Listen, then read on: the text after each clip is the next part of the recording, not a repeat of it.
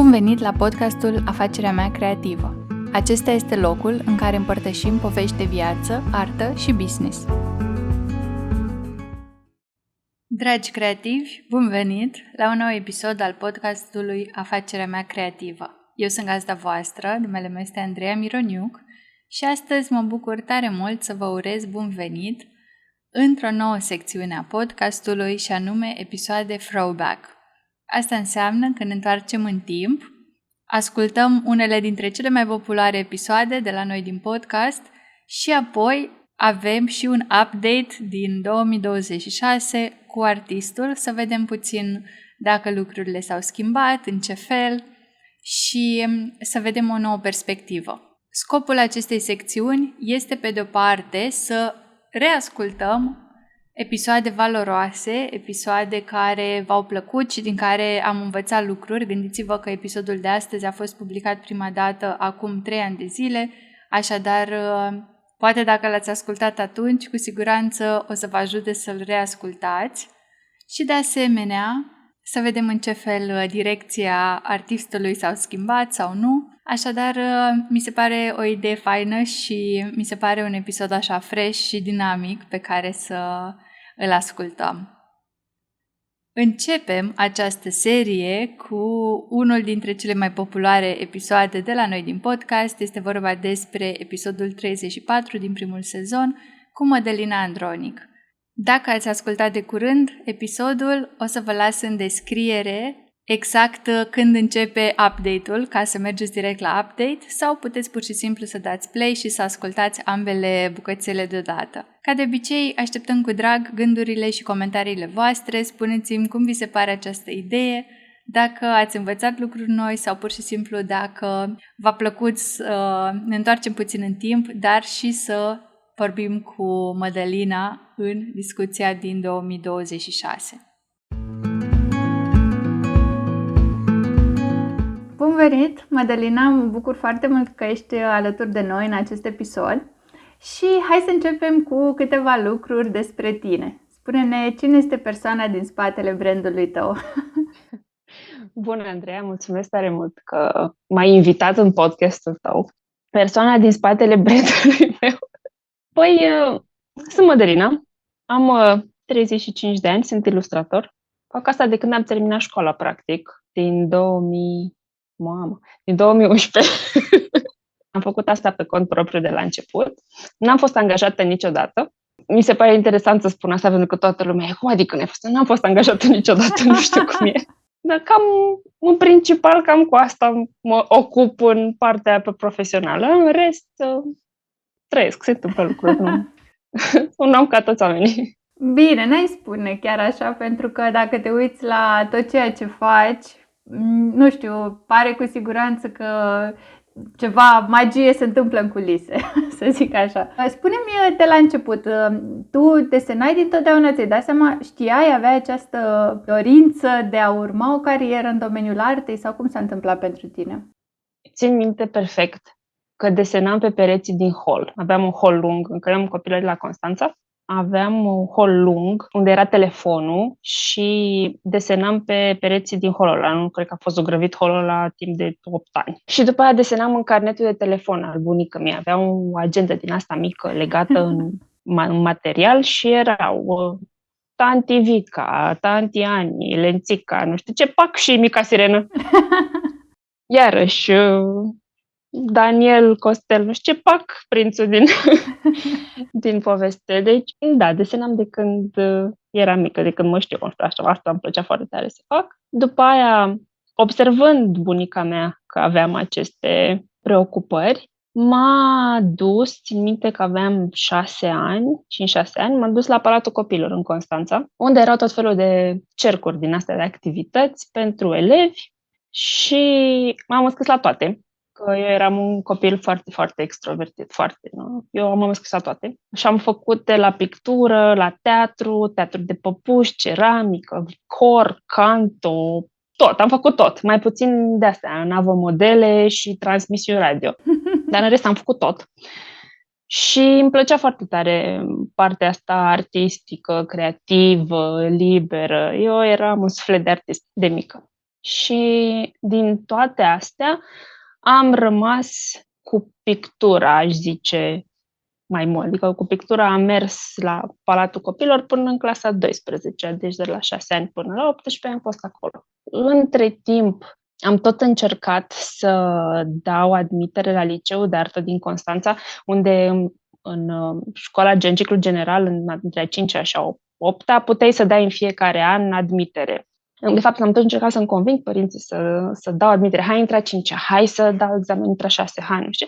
Dar ei nu voiau, ai mai mei fiind ingineri, amândoi, n-are niciunul nicio treabă cu arta și au fost foarte, foarte circumspecți și foarte rezervați în ceea ce privește aplecările mele, timp de mult timp. Și cred că undeva în clasa 8 am reușit să dau examen și să intru la clasa de artă.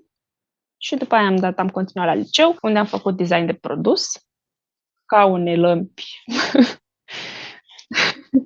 și toate șuruburi și toate cele. Și după aia am continuat cu facultatea. Am dat examen și am intrat la București, la graphic design. Teoretic ar fi trebuit să merg în continuare pe design de produs. Într-acolo ne îndreptam la liceu, făceam pregătire, desenam ceasuri de gară, scaune, canapele. Dar țin minte că m-am dus la expoziția de sfârșit de an, de la anul întâi de la facultate, înainte să dau admitere și nu mai știu ce am văzut. Am văzut o machetă de periuță de dinți sau de săpunieră, nu mai știu, făcută dintr-un plastic, nu mai știu exact și am zis, nu.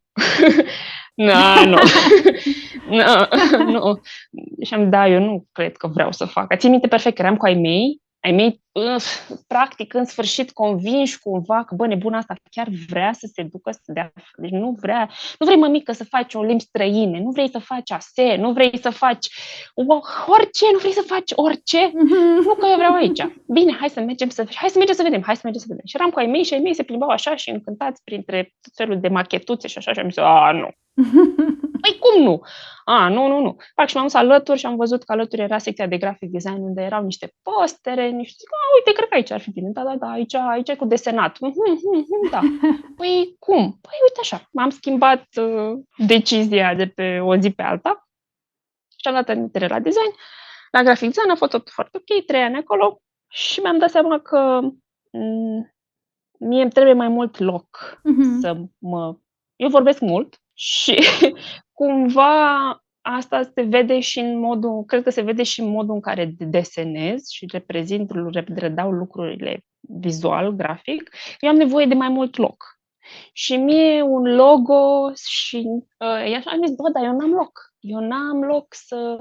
Păi, tata, știi că faci logo-uri de bănci, faci... Nu. Mie îmi trebuie mai mult. Și, prin urmare, am decis că eu nu vreau să continui cu designul grafic și vreau ilustrație. În anul 3 am făcut lucrare de licență, a fost o carte ilustrată de capul meu. Am făcut un portofoliu, fix cum m-a dus capul, și am plecat la master în Londra, la un master pe ilustrație. În România nu există secție de ilustrație în sistemul universitar. Și pentru mine a fost foarte important să învăț carte cum ar veni, să iau contact și să văd cum se învață și cum se gândește din punct de vedere academic, într-un sistem educațional sănătos, într-un mediu academic civilizat și cu experiență și orientat către o dezvoltare sănătoasă a ilustratorului artistului care va ieși din școala aia. Nu sunt autodidact. Am fost autodidact până la un punct în ceea ce privește ilustrația. Am avut liceu și facultate și studii în domeniul artistic și am vrut să termin și să închei așa cum trebuie în specializarea pe care aș fi vrut să o urmez și mai departe.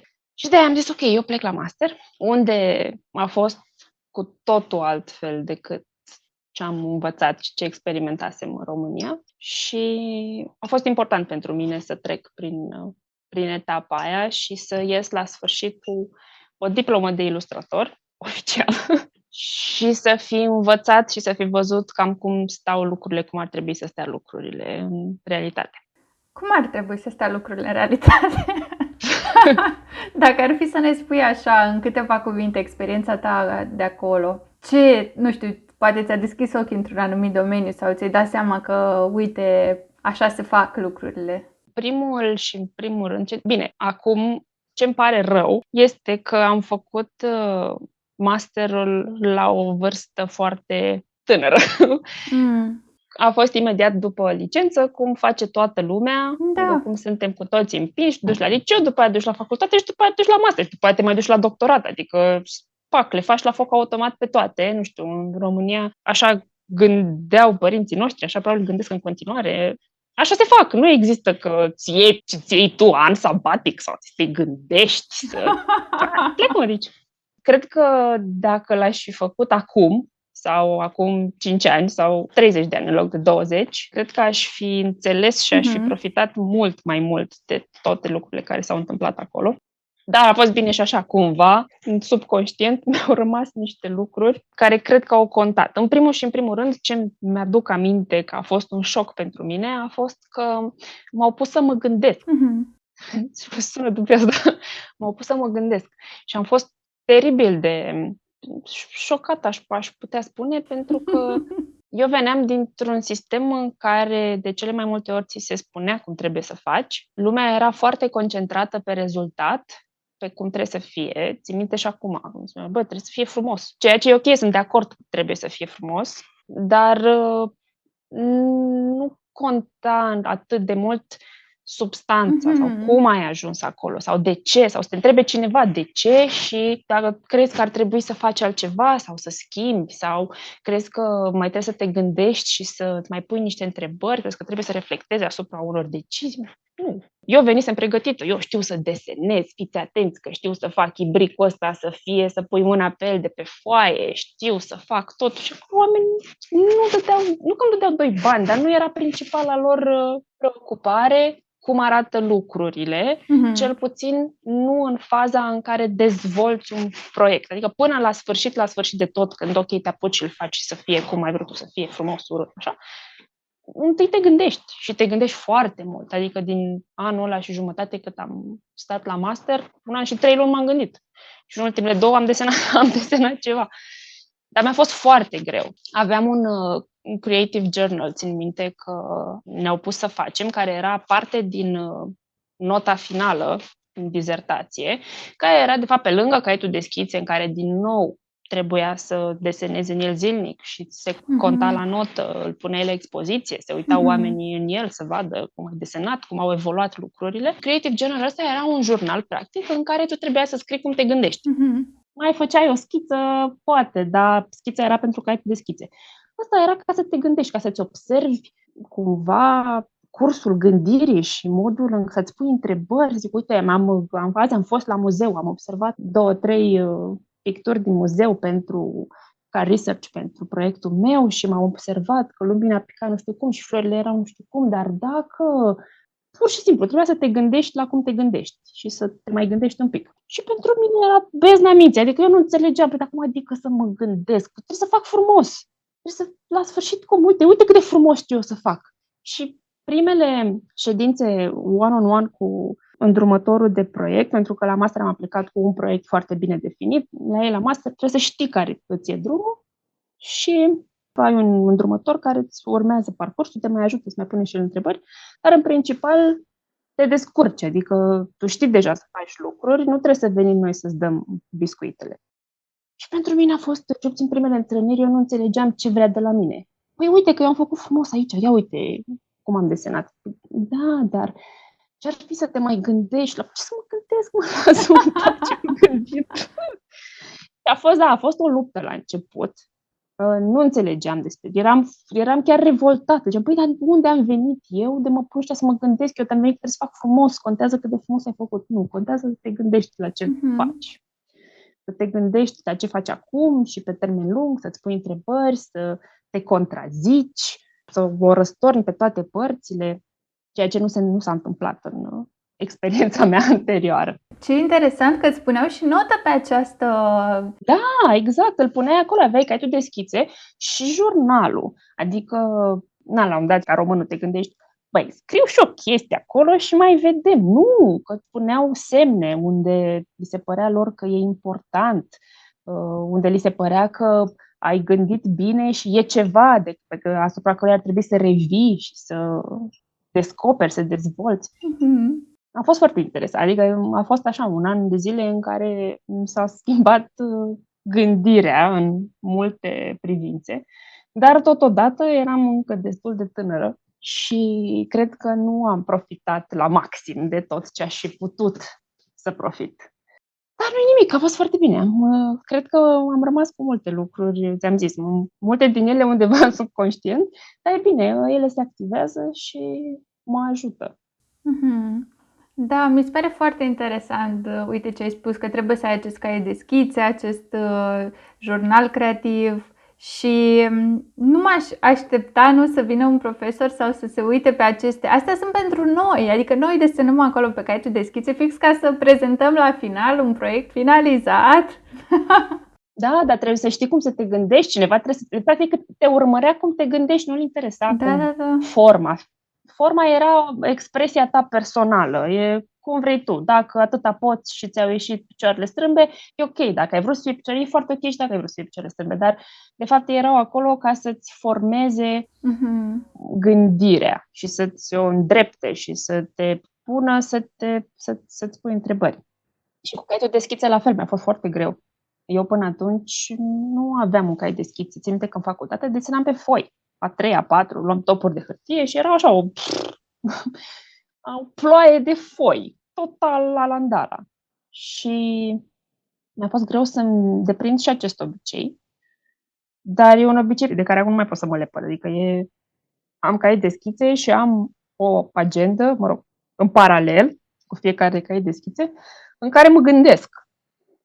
Dar bine, nu mă mai gândesc atât de elaborat, nu mai fac un eseu pentru fiecare, dar scriu tot și mi-e foarte ușor să, practic, scot tot din cap, le scot acolo și le pun acolo, să nu putrezească în cap, să fie scris. Și la început așa mi-a fost mai ușor să-mi țin și caietul de schițe. Mi era greu să desenez, că nu știam ce să desenez. Eu abordam orice coală albă ca un desen final, știi? Așa era. Ce am de făcut? Am de făcut ceva frumos. Facem o schiță, e frumoasă.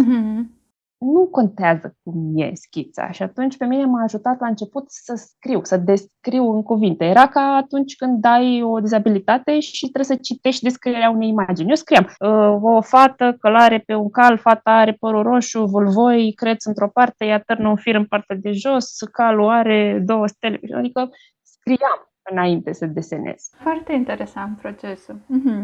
Bun, și spune-mi, ai terminat în Londra, ai finalizat masterul, aveai toate aceste cunoștințe noi și ce ai făcut apoi? Apoi am decis că nu vreau să rămân în Londra pentru că cred că am prins un an în care am văzut soarele de 5 ori și a fost mega deprimant. Eram și singură.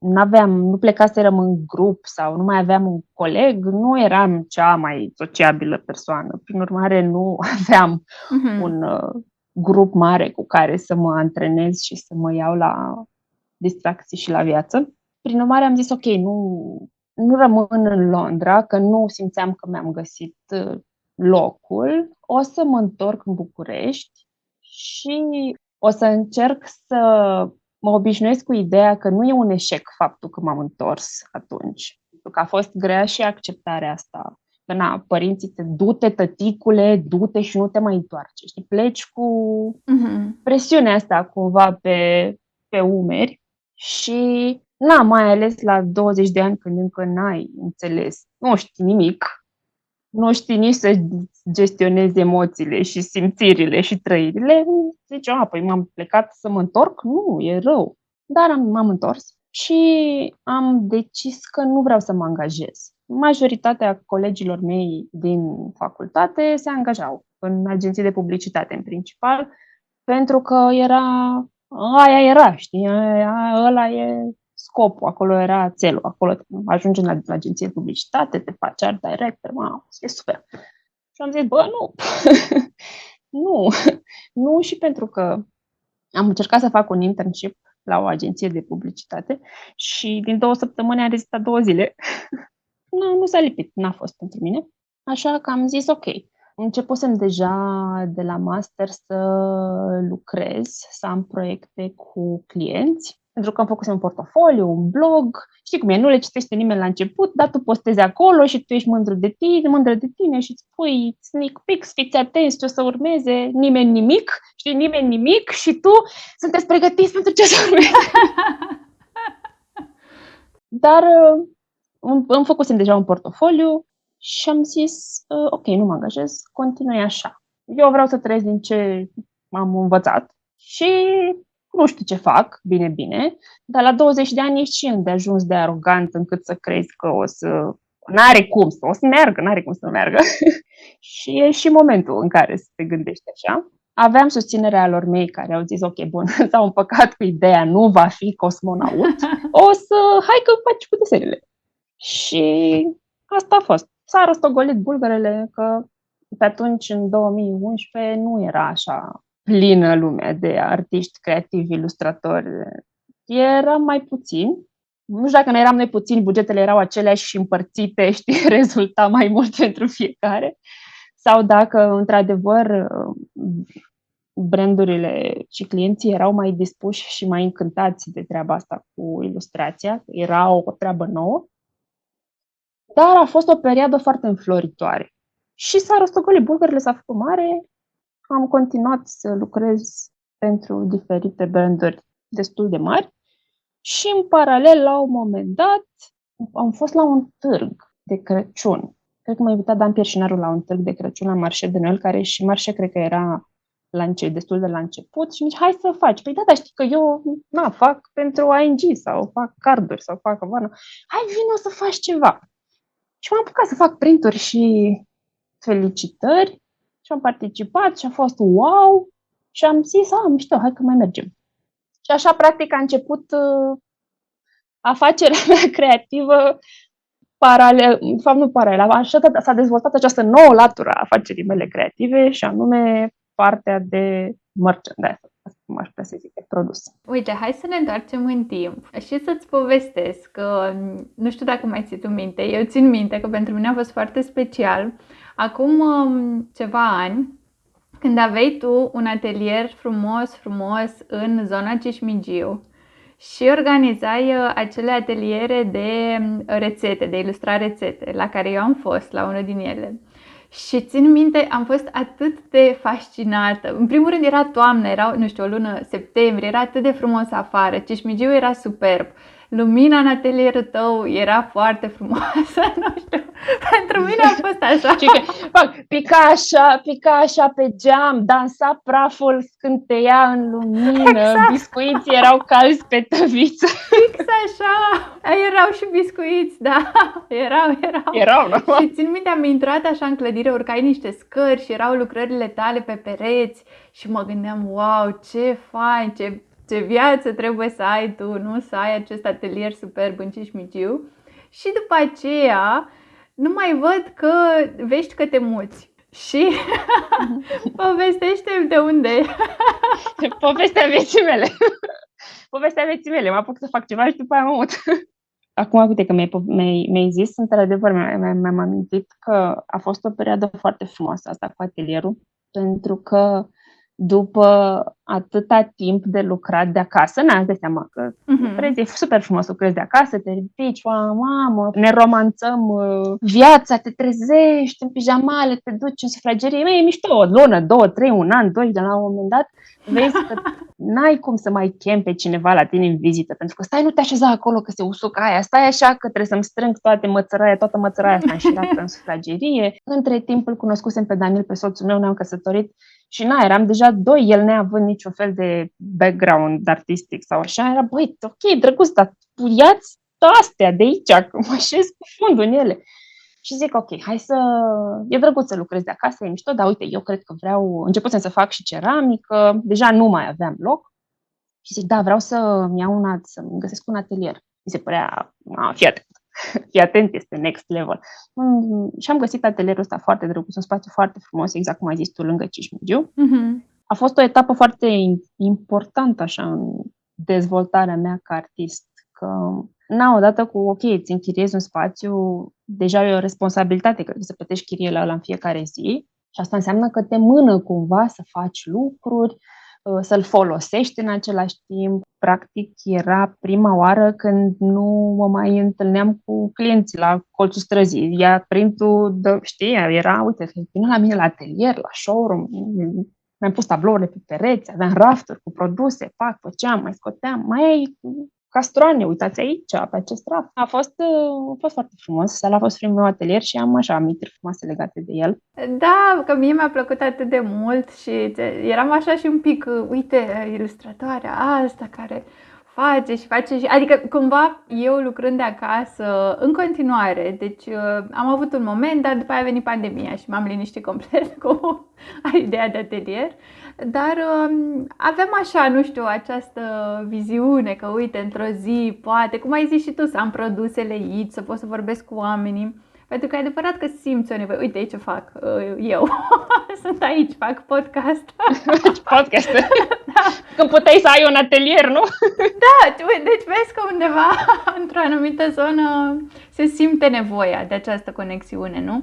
Da, într-adevăr. Te îmbraci dimineața, te duci. Nu, era interesant. Era frumos și drept mi-a plăcut. După aia am avut un alt atelier. M-am mutat de acolo în altă parte și mi-am dat seama că e drăguț cu atelier, dar faptul că era deschis și că oamenii, veneau cu programare, veneau și fără programare, dar în principal veneau cu programare și eu eram entuziasmată să primesc oamenii, oricum să vadă, dar mi-era foarte greu să mai lucrez. Simțeam că mă întrerup. Mă apucam să fac ceva și mă întrerupeam. Era foarte drăguț că cunoșteam oamenii și oamenii erau încântați și așa, dar la sfârșit plecau și după am dat seama, păi stai așa un pic, plus că n-a de București, stai așa un pic, că eu trebuie să plec acum acasă, că dacă nu, fac 2 ore jumate pe drum. Și au fost niște ani în care pur și simplu alergam de colo-colo. Și aveam senzația că sunt foarte productivă, aveam senzația că, mamă, fii atent, deci știi cum, fac de toate. Dar nu făceam nimic, eram taximetrist în București, de fapt. Dacă era cu Uber atunci, mi-aș fi pus Uber, aș fi făcut mai mulți bani, probabil, decât făceam din ce desenam la atelier. Pentru că eram tot timpul pe drum, tot timpul în trafic, știam toate aleile, toate Waze, era pantaloni scurți pe lângă trasele pe care știam să le fac, dar nu produceam nimic la atelier, în afară de vizite și întâlniri. Și n-a fost asta un motiv, dar s-au suprapus cumva lucrurile și da, ne-am mutat. Am plecat în Puglia. Dar am plecat în Puglia, cum să zic, am plecat cu reținere și cu rezerve, cu inima frântă, practic. Am avut așa senzația că, băi, am lăsat ceva. Eu eram acolo, în miez, în București, eram. Și acum plec și ce fac? Și Dan, soțul meu, îmi spune, hai că mergem, fii atent. Nu te panica, că Dan nu știe, că era... Păi, dar cum fac? Dar stai așa un pic, că eu sunt acolo, cineva? În capul meu eu eram. Și Dan zice, da, bine, uite, facem așa, mergem 3 luni. Știi cum e, că până toți și mari pictori se duceau la casele lor, din pădure, de la mare, de la whatever, așa, și pictau și te inspiri, că noi fusesem în Puglia înainte în vacanță și mi-a plăcut și m-am inspirat și așa, te inspiri și o să faci. Și în capul meu era deja, eu vedeam, fii atent, da, deci asta este, fii atent. Ai știut el. Zic, dar ne întoarcem, asta era în septembrie. Dar ne întoarcem de Crăciun, că eu am treabă, trebuie să mă luat târguri aici. Dar da, ne întoarcem, dar nu, da, sigur să ne întoarcem. Și ajungem acolo, tot ca la bălă, cu pisică, cu toate alea și așa. După o săptămână, cine a zis că nu se mai întoarce? Eu. Am zis, da, nu ne mai întoarcem, nu? Păi cum nu vrei tu? Nu, e ok. A fost o schimbare foarte mare pentru mine de ritm, în primul rând, că din nebunia în care era Bucureștiul și eram eu acolo, aveam senzația că sunt în miezul acțiunii, am ajuns într-un sat din sudul Italiei, unde nu se întâmpla nimic, unde nu mă știa nimeni, unde nu era pe mondenități, nu era pe talare, nimeni nu vrea nu interesa pe nimeni nimic, decât să fie pasta bună, să fie soare și mare caldă, în rest nu ne interesează. Și cumva, evident că am lucrat de acasă, am pus acolo un birou în colțul casei pe care o închiriasem și mi-am dat seama că stai așa, că cred că, de fapt, e mai bine așa. Cred că mi-e mai bine. Mi-a luat ceva să se așeze taberele din sufletul meu, să nu se mai lupte, dar într-un final cred că a fost mai bine. Spune-mi cum ați decis să mergeți acolo, dacă nu mă înșel. Am citit, nu știu în ce context ai postat-o la un moment dat sau era într-un live, nu mai știu exact, dar știi sentimentul ăla când te duci într-un oraș, călătorești și vezi agențiile astea imobiliare, nu? Și zici, aici am putea să stăm noi. Și văzusem eu o povestioară drăguță cum v-ați ales voi. Da. Am fost într-o vacanță în mai. Noi eram fan Italia și ne plăcea și ne plimbaserăm în multe zone, dar în Puglia nu fusese niciodată și îmi zic, ok, hai să mergem în Puglia. Hai să facem un weekend din ăsta prelungit. Că știi cum e, în București trăiești de la vacanță la vacanță. Așa aveam senzația că, ok, te întorci din vacanță și după aia nu faci decât să planifici pe următoare. Și zic, ok, hai să mergem într-un weekend prelungit în Puglia. Și am fost acolo. Mi-a plăcut. Nu pot să zic că mama ne-a dat pe spate, dar ne-a plăcut. Și erau foarte multe anunțuri de vânzare, de închiriere și afișe din astea puse pe balcoane, pe case și nu înțelegeam care-i treaba cu ăștia? Fug de aici! Care-i treaba? Și erau foarte multe agenții imobiliare, tot așa cu anunțuri și știi cum e, că te duci și te uiți, când te plimbi înghețată, mai mănânci nu știu ce și mai cași gura lângă un geam. Te întrebi, oare cum o fi să stai aici? Da. Știi, îți dai coate, cum e, uite la balconul ăla acolo, să vezi marea, cum o fi. Da, așa fac și eu. Știi, și celălalt zice, da, e mișto, dar oare cât o fi chiria aia? 2000 de euro, îți dai seama, știi? Fac și te duci acolo și te apropii de geamul cu afișe și zici, ia uite, 400 de euro. Ok, da, bine, iată se înregistra în capul lui Dan. Eu eram, fii atent, mă duc și la marșe de Noel și după aia mă mai duc și mai fac și un eveniment la atelier. Adică în capul meu oricum e zgomot în permanență. Nu? Eu eram, ia uite, e ca la București. Ok, bine, mai departe. Ce mâncăm la prânz? Și ne-am întors, fără niciun fel de... a fost frumos, ce drăguț, ne-am dus în locuri. Am pictat eu 2-3 chestii inspirate de locurile de acolo. Și, deci asta era în mai, sfârșit de mai. Și la început de mijloc de iunie primesc un mail de la o tipă din Anglia care zice, uite, eu cu soțul meu ne căsătorim în iulie la o maserie, maseriile fiind niște ferme din astea din secol XVI în Puglia, foarte răspândite. Multe din ele au fost cu animale, cu teren, cu tot ce trebuie, dar multe din ele transformate în resorturi, cazări, lux, fancy, piscine, tot ce trebuie. Uite, ne căsătorim la o maserie în Puglia și dacă ai vrea să vii să ilustrezi pentru noi la nuntă. Da, sigur. Mi s-a părut așa o coincidență foarte frumoasă și am zis, da, sigur, hai să mergem. Dar a fost timpul foarte scurt, a fost o săptămână. Dar știi că noi suntem pe ultima 100 de metri, ne pare rău, ai fi liberă weekendul viitor? Țin minte că am strigat așa la Dan din camera cealaltă, Dane, vrei să-ți faci ziua în Puglia? Că era fix, se suprapunea cu ziua lui. Și Dan din partea cealaltă, da, sigur, zic, prici, gata, mergem. Între timp, Dan a organizat 2 vizionări. Dan lucrează și pe front în paralel. Și a zis, ok, am ajuns acolo, eu m-am dus la nuntă, frumos, am desenat și zice, uite, hai că mâine avem 2 vizionări, să vedem și 2 case, că poate cine știe așa, pentru 2-3 luni să te inspiri. Așa. Și ne-am dus acolo, am văzut 2 case, una nasoală, una foarte ok și zice, bine, ok, vă vrem pe asta pentru 3 luni. Bine, asta era 31 iulie și la 1 septembrie am plecat. Și cum a fost pentru tine? Uite, spuneai că te-ai simțit cumva mai liniștită, nu, față de haosul din București. Dar mă întreb, uite, îmi imaginez că să ai un magazin online, să ai stocuri de produse, să ai poate niște furnizori, să trebuiască să te ocupi de transport, toată logistica din spate. Cum a fost pentru tine să o reorganizezi din Italia? În momentul ăla încă lucram cu furnizori, făceam dropshipping de la terți, practic. N-aveam noi încă un stoc propriu-zis de produse. Deci lucrurile erau oricum cât de cât unse.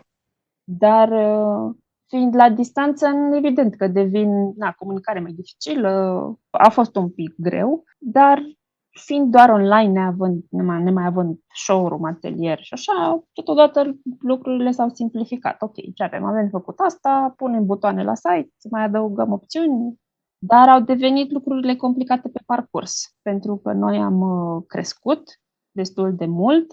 În următorul, asta am plecat în 2018, în următorul an Dan și-a dat demisia și a venit să lucreze full-time la afacerea familiei, practic.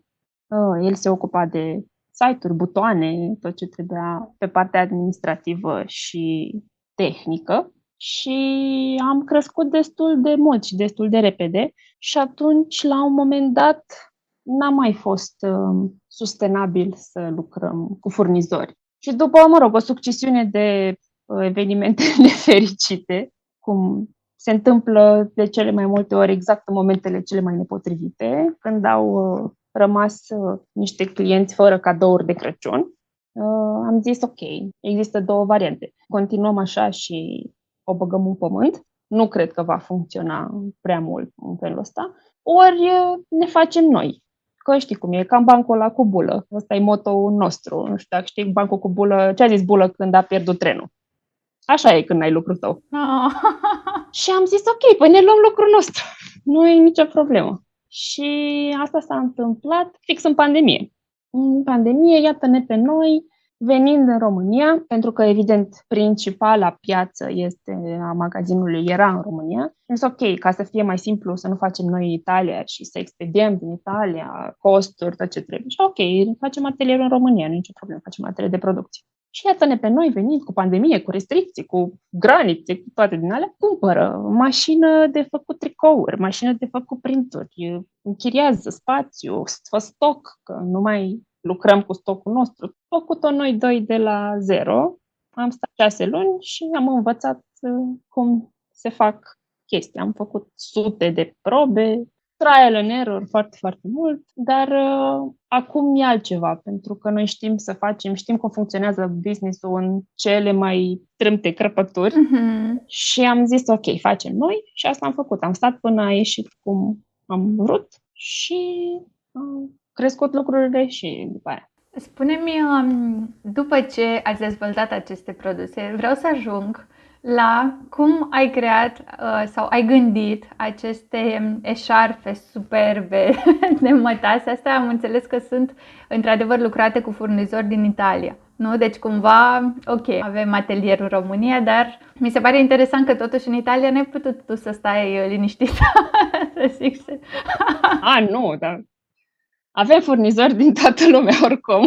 Da, eșarfele sunt făcute în Italia, într-o fabrică cu tradiție de 40 de ani în lucru cu mătasea, pentru că ne-am dorit să fie cum trebuie. Ne-am dorit calitatea unei eșarfe Hermes. Ne-am dorit calitatea unui produs care nu este făcut în China. Și nu mă îndoiesc că nu ar fi de calitate, dar ne-am dorit foarte tare să producem pe cât se poate în România și dacă nu, în Europa.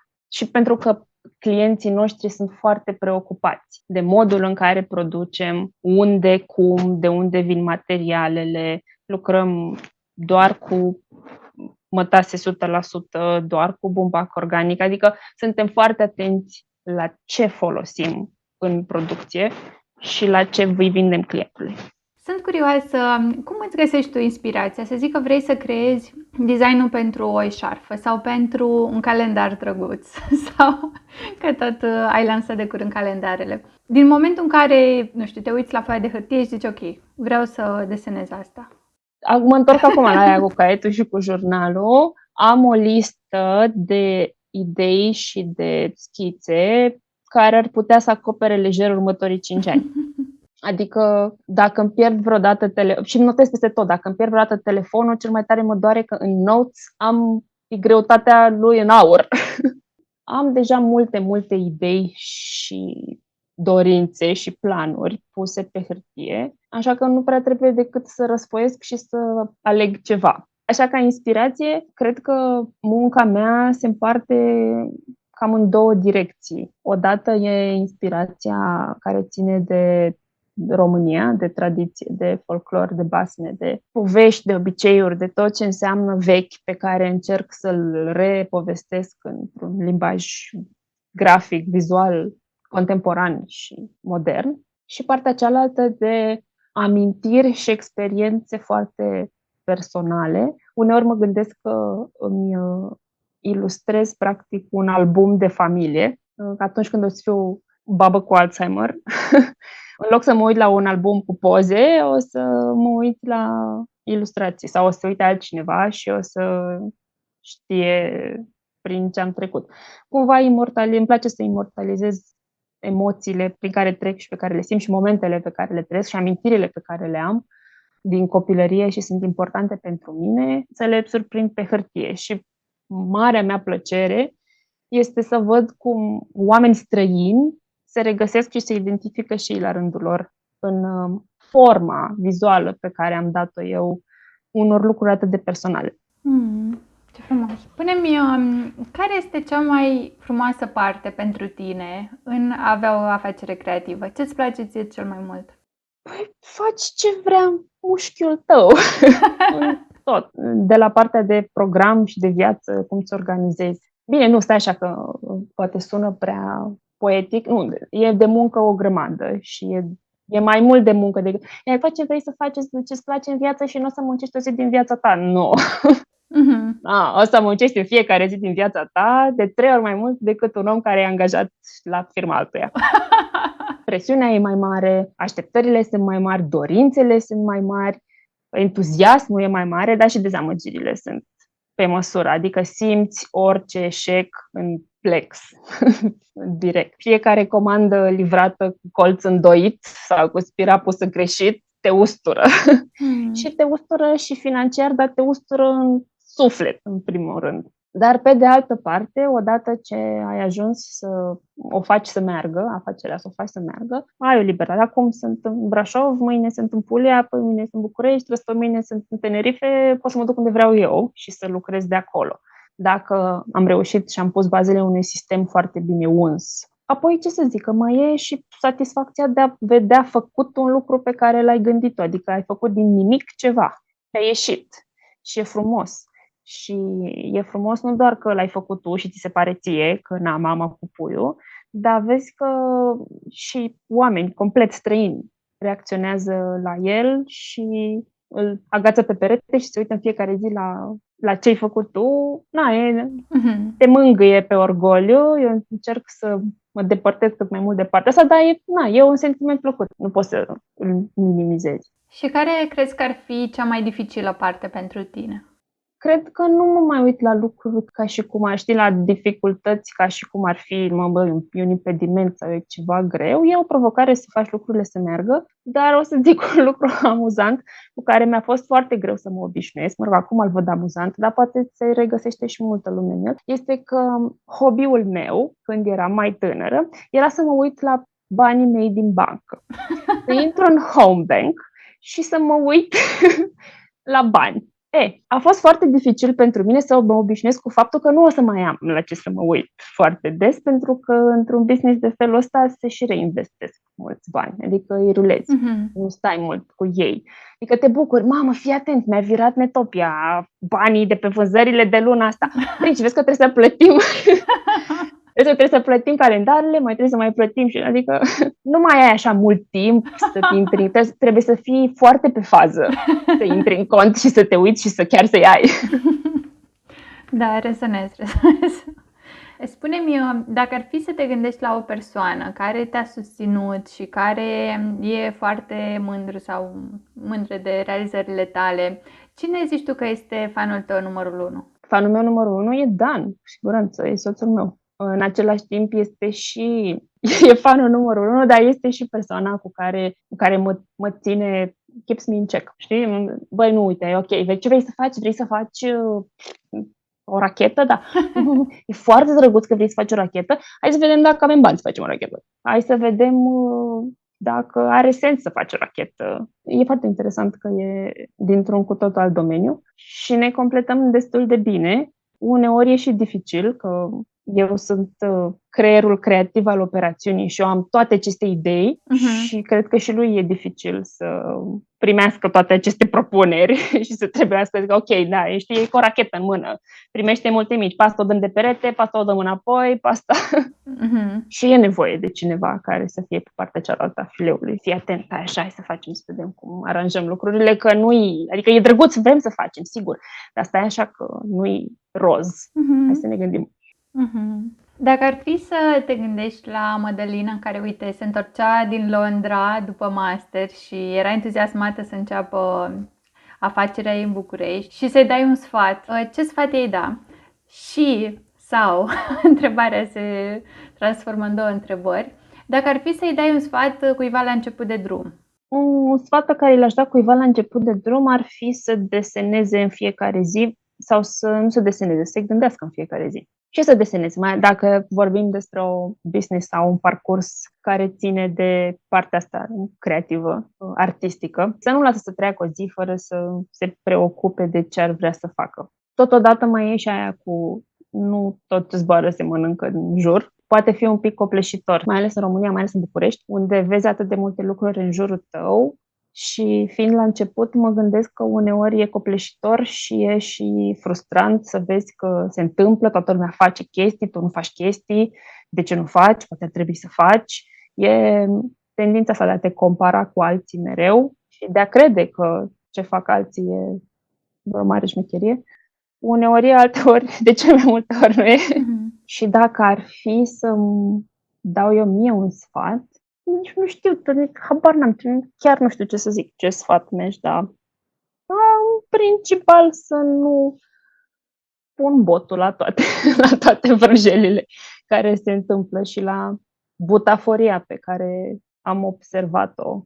Peisajul ăsta pe care l-am schimbat în ultimii 5 ani m-a schimbat și pe mine în foarte multe puncte de vedere și cu tristețe constat că e o butaforie în industria asta artistică, cel puțin în România.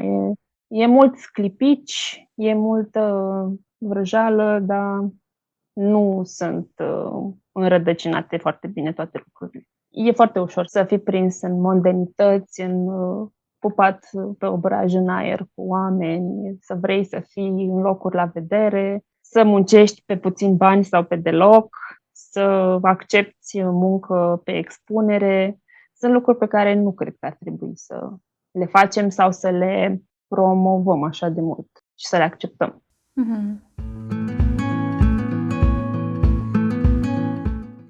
Reușita săptămânii. Reușita din această săptămână vine de la Diana Apolțan, care ne spune: am început Inktober și mă țin de el. N-am reușit în niciun an să fac atât. Felicitări, Diana, și sunt curioasă dacă ai și tu o experiență legată de Inktober, mai ales că e sezonul acum. Eu anul ăsta am decis, nu doar că am decis cu mândrie că nu vreau să fac nimic de genul ăsta. Cumva, provocarea mea din luna octombrie este să-mi prioritizez sănătatea mentală, să mă prioritizez pe mine, să dorm, să ies din casă, să fac lucruri, pentru că și așa sunt un pic, prinsă cu toate celelalte activități și măcar îmi dau seama că nu mai am nevoie de încă o provocare care să mă țină, adică înțeleg scopul pentru alte persoane, dar totuși sunt mândră de mine că am decis să nu particip. La tine cum e? Nici eu și am decis să nu particip în ultimii 2 ani. Am decis să nu particip și eu m-am felicitat pentru treaba asta. Deci da, poate se pune și la mine ca o reușită săptămânii că nu am participat la Inktober. Dar, bravo Diana și felicitări și ține-te în continuare pentru că eu am o poveste foarte drăguță cu Inktober și a fost reușita unui an, nu neapărat a săptămânii, pentru că acum 2 și 3 ani m-am ținut de Inktober 2 ani la rând și am ilustrat cămăși românești, care ulterior s-au concretizat în cartea Cămășile Muritoare, în fapt în cele 2 volume, primul an volumul 1, în al doilea an volumul 2. Și e așa un proiect care mi-a adus multă satisfacție, nu doar în cifre pe Instagram, pentru că, din nou, știi, ok, fac în primul an și postez în fiecare zi, o lună de zile, 30 de lucruri, de care oamenii la un dat poate se satură, dar n-a fost așa, pentru că au ajuns, cred că, la 150.000 de oameni, nici nu mai știu, am făcut undeva într-un newsletter, am lăudat cu reușitele mele în ceea ce privește numerele, cifrele, dar cartea în sine a fost o reușită. A avut așa un punct de pornire ca o joacă și după aia i-am găsit utilitate. Și deci a fost reușita anului. Ok, Madalina, am avut o conversație foarte faină. Spune-ne dacă cei care ne-au ascultat acum vor să vadă ilustrațiile tale sau vor să cumpere o eșarfă de mătase absolut superbă, unde te pot găsi? Păi mă găsesc pe madiandronic.com, mă găsesc pe Google, Madalina Andronic, mă găsesc pe Instagram, dar în principal produsele noastre sunt în shop-ul propriu. Nu lucrăm cu distribuitori sau revânzători în magazine fizice din țară. Deci totul e la noi, livrăm peste tot în lume. Principal lucrurile sunt destul de bine unse și puse la punct, așa că acolo îi aștept.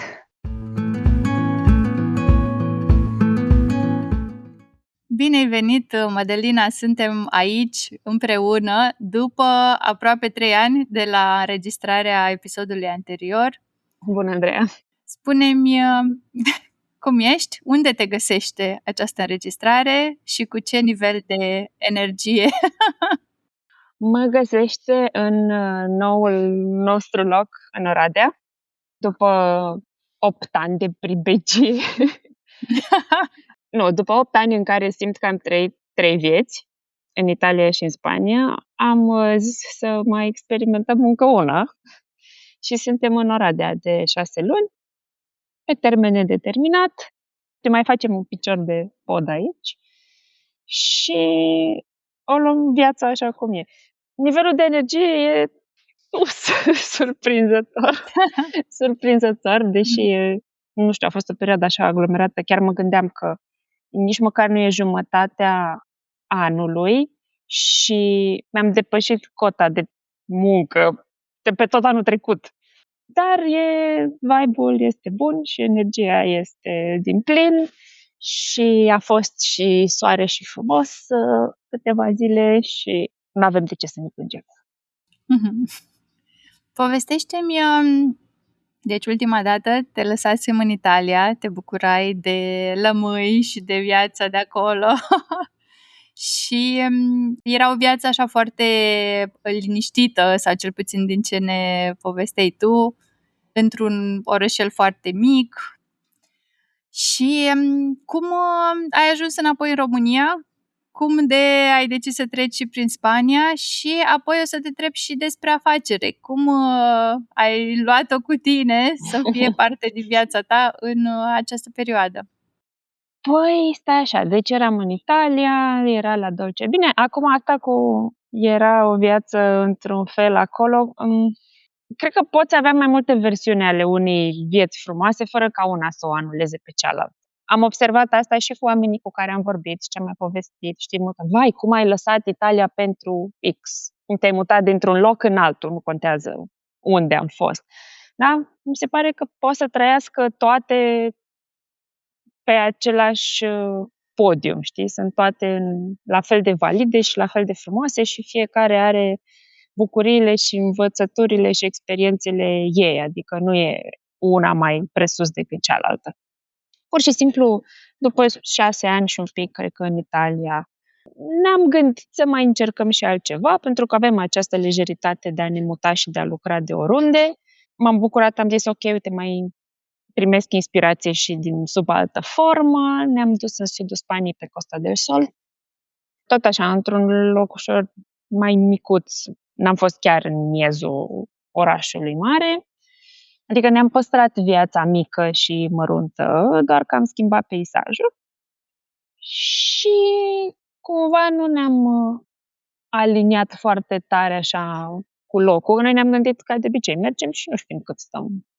2 zile, o viață, nu se știe. Adică ne-am luat ce ne-a trebuit de acolo și la un moment dat am simțit că poate nu e locul de rămas pe termen lung și ne-am reorientat. Am fost și prin Grecia căutând locuri între timp, dar am ajuns în România înapoi cumva într-o pauză așa de gândire inițial.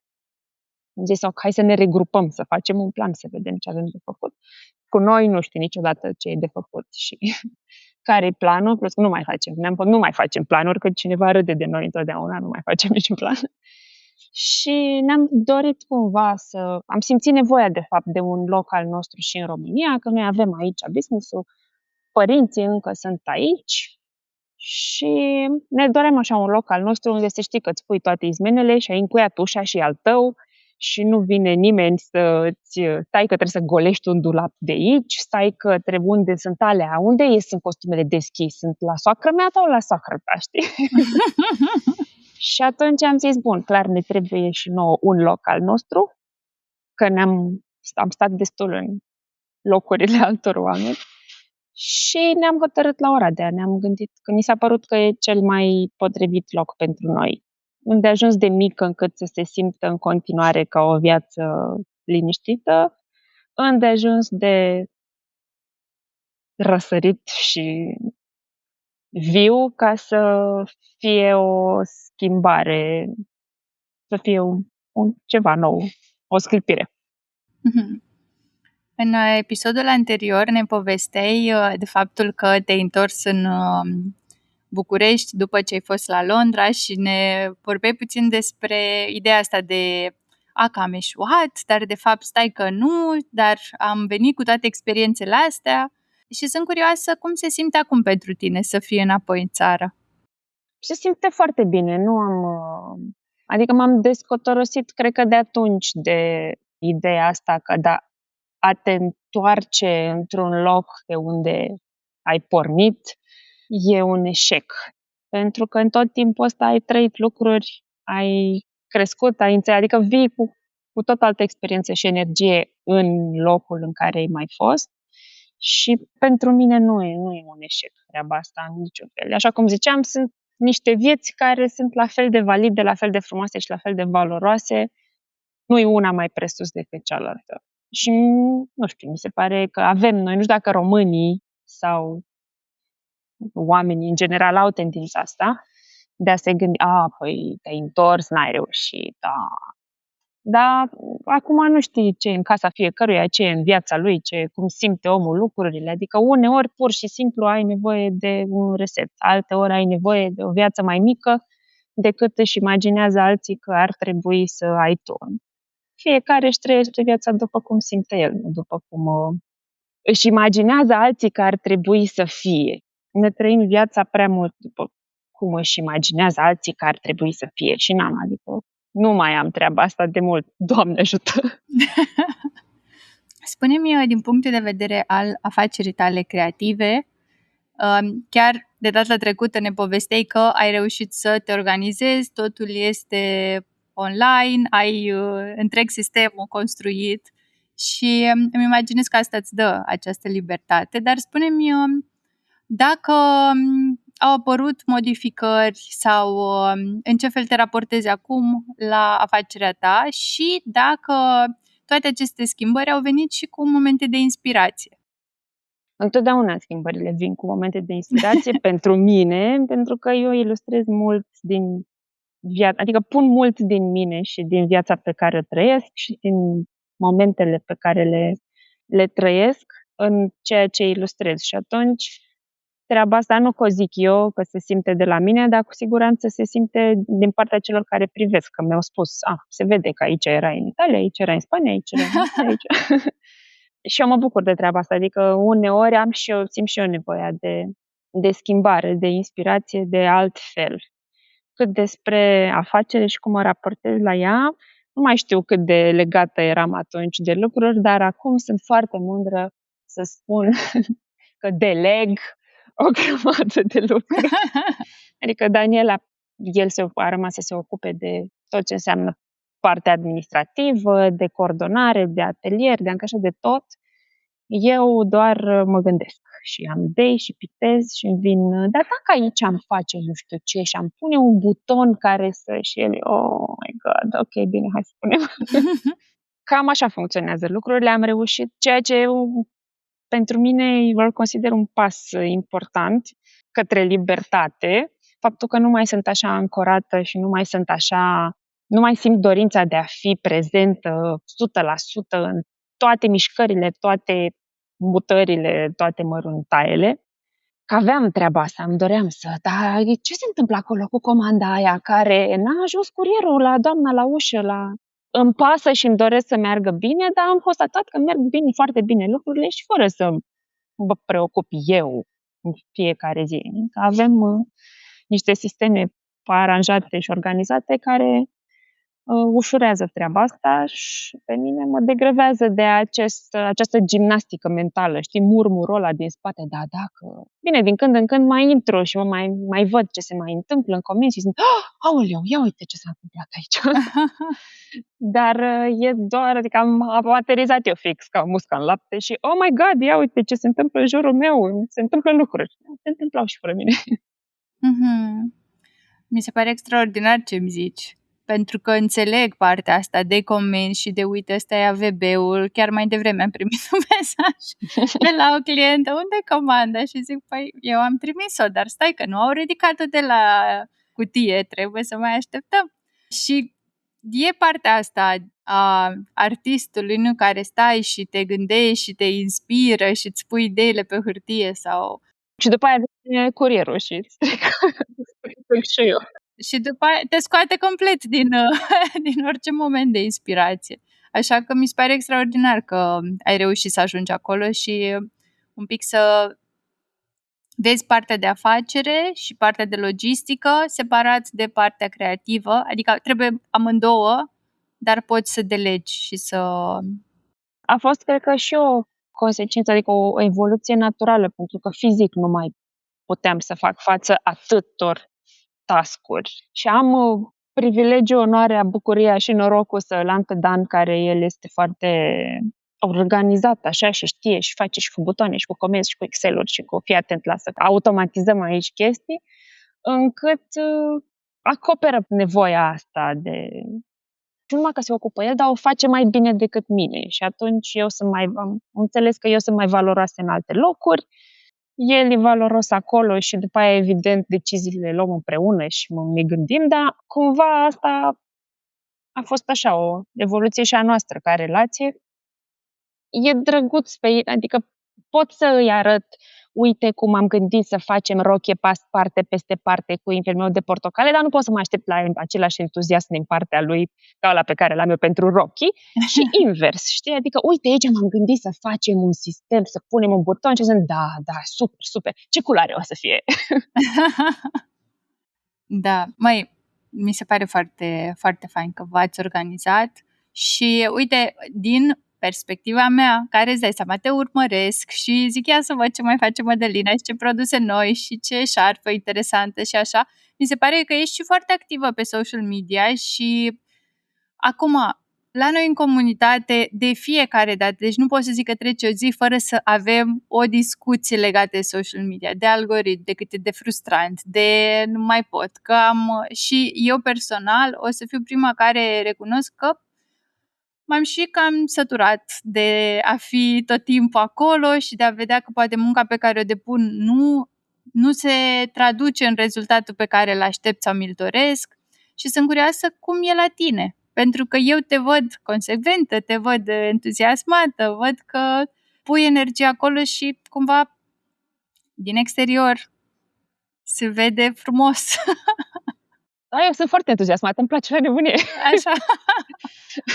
Adică am reușit să capăt această lipsă de rușine, ba chiar entuziasm în a mă lăuda.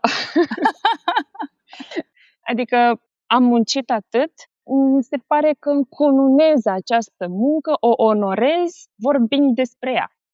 Și am avut perioade în care am avut colaboratori pe partea de social media, dar nu se simțea la fel, ba chiar iarăși eu control freak, eram, vai, aici fii atent, n-a pus spațiu, aici ar fi trebuit așa, aici, așa, și deveneam secretara unei persoane care știa să-și facă treaba, dar eu o dublam acolo și iarăși mă încărcam cu lucruri și atunci am zis, ok, nu, lasă că preiau eu partea de social media, că cine poate să vorbească mai bine despre ce fac eu decât mine.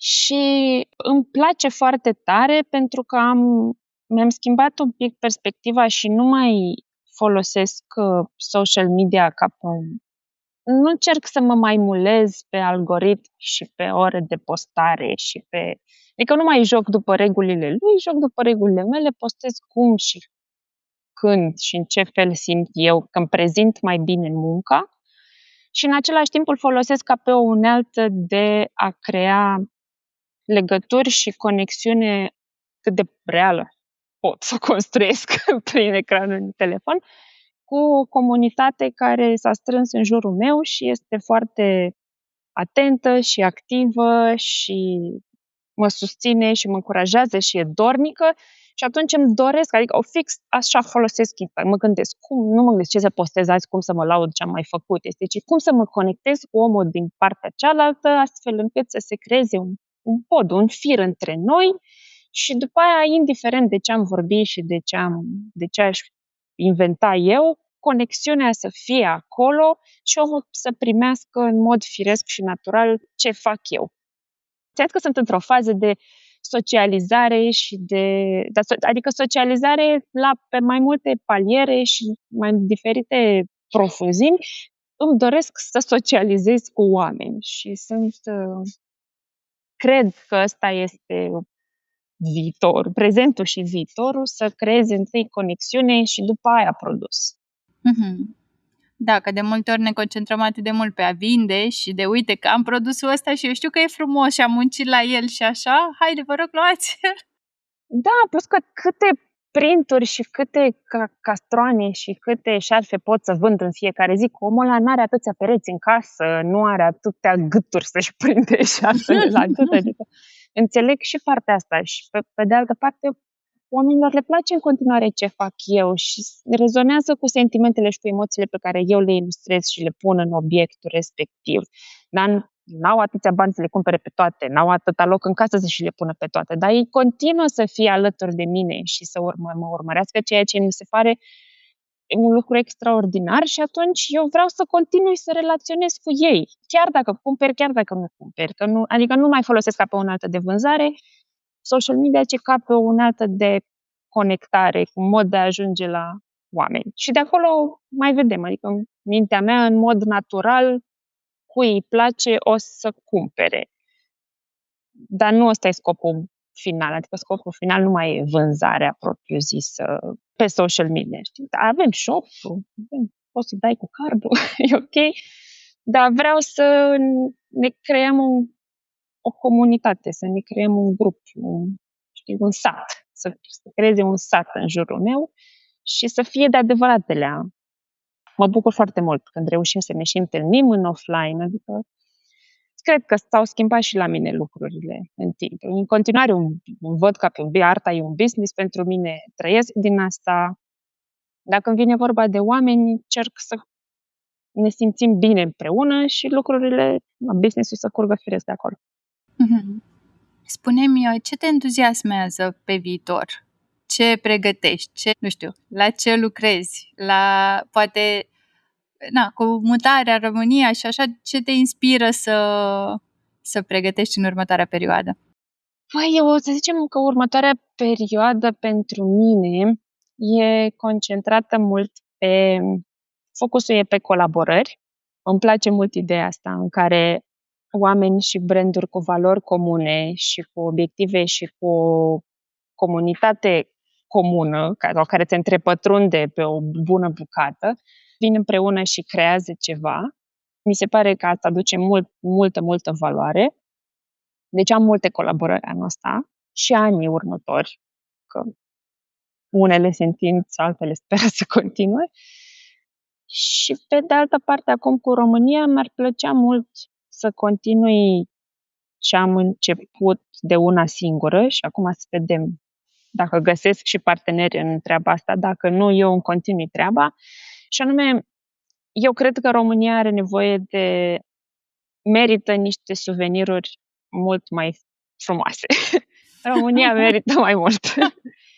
Și cumva e așa un mic obiectiv personal să fac ceva semnificativ în sensul ăsta, să creez eu lucruri pe care oamenii să le ia acasă sau să le ofere și care să vorbească despre România, dar într-un alt fel față de magneții obosiți din parcare de la Bran. No disrespect, dar totuși. Da, și asta e ceva, e un program care rulează așa în mintea mea, în spate tot timpul.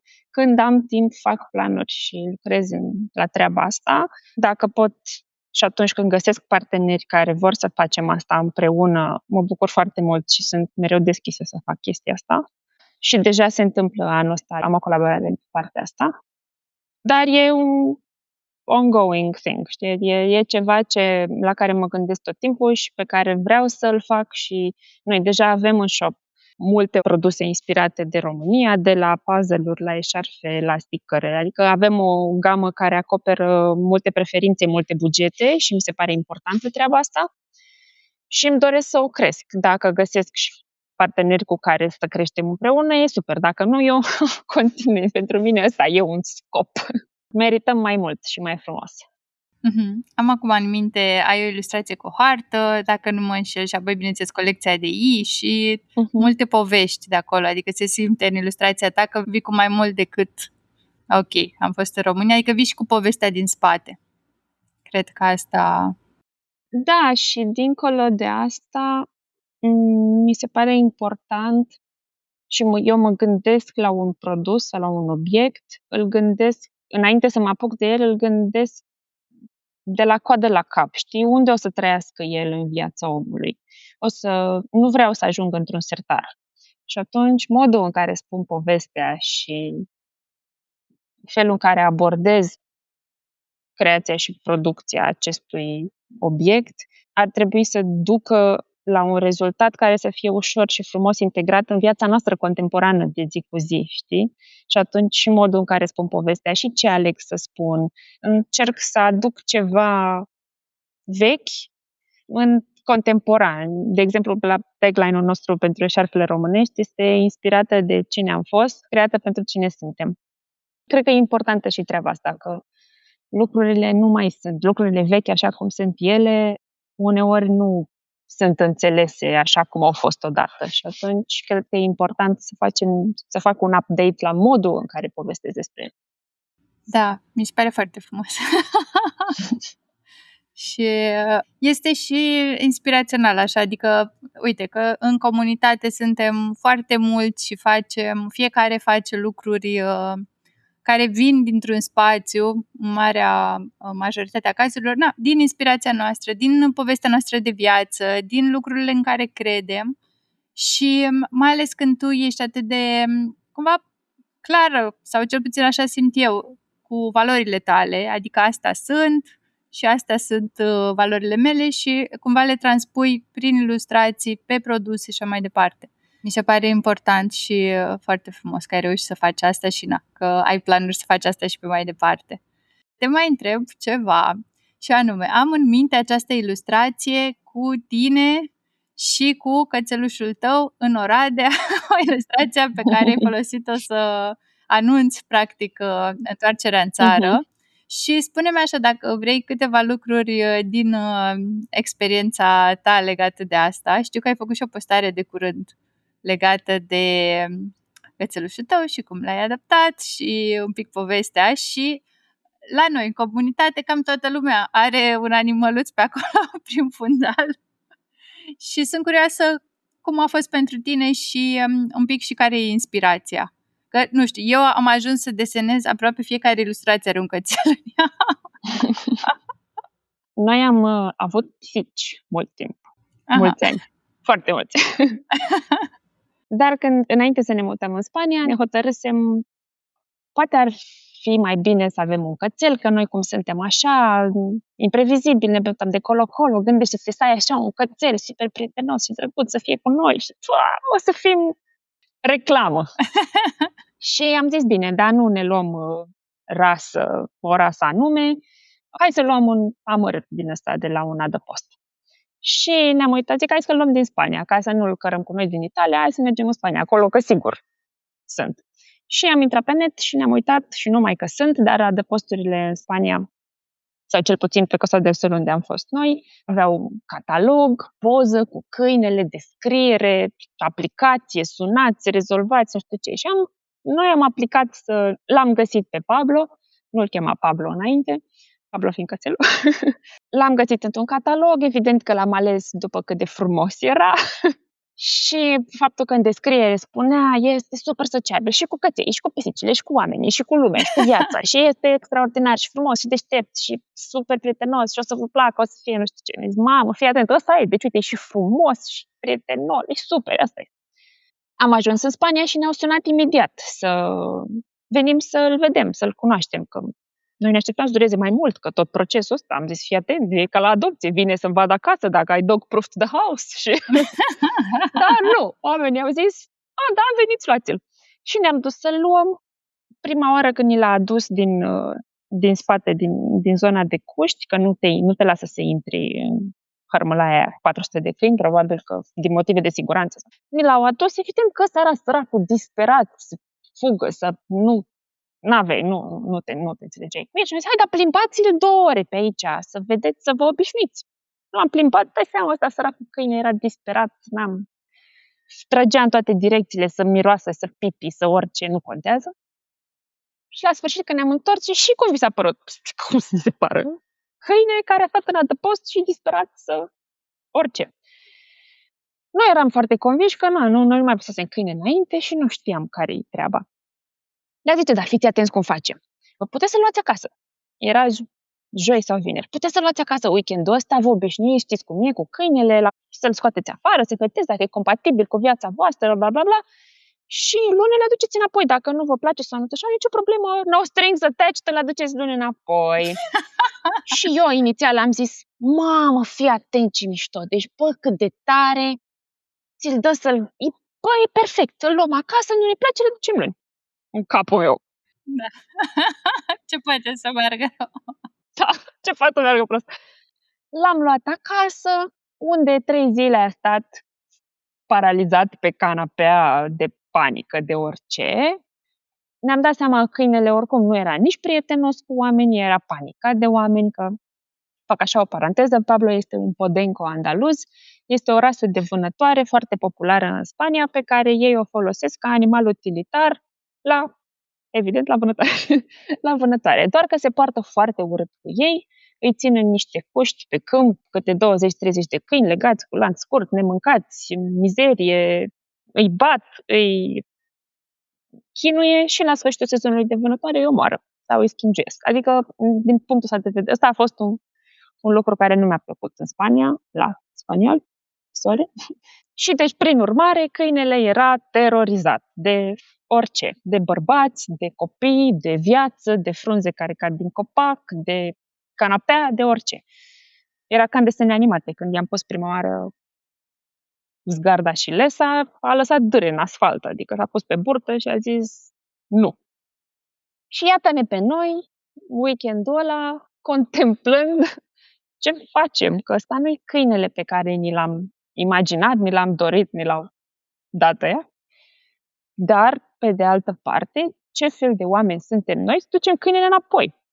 Nu putem să ducem câinele înapoi. Și toată duminica am plâns că jeleam câinele care ar fi putut să fie și nu puteam în același timp să duc câinele înapoi, că el era comit, era drăguț, i-am făcut și baie singură, a doua zi, mie fiind în frică de câini. Cumva nu m-am mâncat, adică el e super docil și cu minte. Dar în privat, în public, este terminat de frică și de orice. Și asta e, ne-am dus luni și i-am zis, ăsta e câinele nostru, asta este. I-am pus numele, el l-am schimbat, pe el trebuia să cheme Pablo Emilio Escobar Gaviria, pentru că noi gândindu-ne, fii atent ce câine șmecher o să ne luăm. Și acum i-a rămas doar Pablo pentru prieteni, că nu merge. Dar el e foarte drăguț și ne-a schimbat așa viața, pentru că fiind un câine cu mare anxietate socială, emoțională, orice, ne mulăm după el. Nu putem să-l luăm cu noi peste tot. Suntem genul ăla de oameni care iau câinele după el peste tot, cu păturica lui. L-am învățat aici. Îi punem păturica, câinele se așează. Este opening act foarte impresionant, așa când te duci într-o cârciumă. Că toată lumea, wow, ce câine cu minte. Dar, de fapt, el este paralizat de frică. Am făcut cu el toate YouTube-urile, toate psihologiile, tot. Acum e mult mai bine, dar în continuare are această chestie. Dar este ceva extraordinar. Adică câinele ăsta e câinele nostru, seamănă cu noi, e câinele nostru. A fost să fie câinele nostru. Ne-a învățat foarte multe lucruri într-un timp foarte scurt, că l-avem de un an jumate. Și de-abia așteptăm să vedem ce ne mai învață. Am început să-l pun și în ilustrație, evident, că na.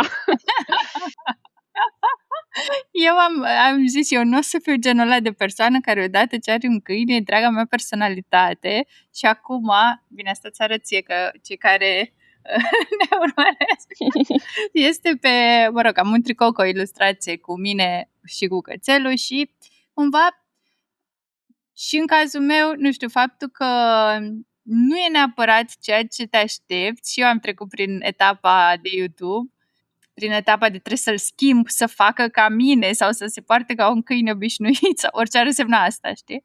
Și din nou ne învață foarte multe lucruri și pentru mine cel puțin care stăteam în casă, eu nu ieșeam din casă dacă n-aveam așa un motiv, acum sunt afară, vorbesc cu oamenii, și te un câine, da, și eu, ce frumos și cumva îți schimbă viața într-un mod pozitiv, zic eu. Dar și înveți mult. Da, clar. Dar și nu numai că înveți. Mi s-a părut foarte important de câte trebuie să te dezveți. Pentru că creștem cu niște imagini și niște păreri, impresii, prejudecăți despre căței și despre cum trebuie să interacționezi cu ei. Total altele. Adică a trebuit să ne dezvățăm de multe lucruri, mai mult decât să învățăm. Și noi ne-am prins repede că nu o să-l facem cum vrem noi, ci doar o să încercăm să-i facem viața mai ușoară și lui și nouă și să fie fericit și bucuros și să doarmă în cearșafuri albe și pufoase și asta este. Mulțumesc tare mult, Mădălina, pentru discuția de astăzi, pentru update. Poate ne întâlnim și peste 3 ani sau de ce nu, poate și mai curând. Ne întâlnim când vreți voi, că eu sunt pe socializare. Lasă-ne așa 2-3 gânduri de final. Spune-mi, uite, poate ce ai învățat tu în acești 3 ani de când nu ne-am mai auzit și cu ce intenție mergi în viitorul apropiat, să zic. Legat de afacerea ta, de artă în general, de inspirație. Zic în engleză și după aia mă ceartă Dan, care zice, băi, și termină cu engleză. I learned to let go. Am învățat să nu mai fiu atașată de lucruri, locuri, oameni care nu contează atât de mult, case. Pur și simplu, încerc să fiu împăcată cu unde sunt, ce am de făcut, să mă adaptez ușor sau cât de ușor pot să-mi fac adaptarea asta, cât de ușor pot eu și să muncesc cu mai puțin și mai deștept, să muncesc cu imaginea mai mare, mai largă de ansamblu în minte, nu doar pentru acum să-mi țin. Adică încerc să nu mai ocup timpul degeaba, fără rost, dacă doar fac ceva ca să nu fiu ocupată. Nu, e foarte bine să nu fiu ocupată, îmi doresc foarte tare să nu fiu ocupată și muncesc cu gândul la, ok, cum pot să obțin cât mai mult din cât mai puțin și cât mai concentrat. Și nu știu, cred că pur și simplu trebuie să ne descotorosim de lucruri în viață care ne ocupă banda, că efectiv ajunge într-un punct în care nu mai ai bandă pentru mărunțișuri și nu doresc așa ceva. Așa că ăsta e sfatul meu, să ne concentrăm pe lucruri mai mici și mai importante și nu pe chestii care doar ne ocupă timpul. Ăsta e sfatul pentru mine, nu știu, voi, treaba voastră. Dar în primul rând pentru mine și, mă uit în jur și observ că asta e tendința noastră, să ne fim ocupați, să facem cât mai multe, să fim în mișcare tot timpul și eu vreau doar să ies la pensie. Mulțumim tare mult! Eu vă mulțumesc!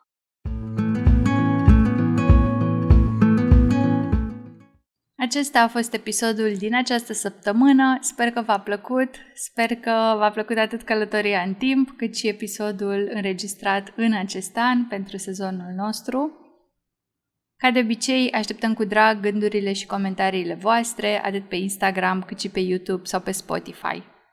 Să știți că proiectul Afacerea mea creativă este un proiect 100% susținut de voi, de oamenii din comunitate, oamenii care ne ascultă, prin intermediul abonamentelor la creativitate.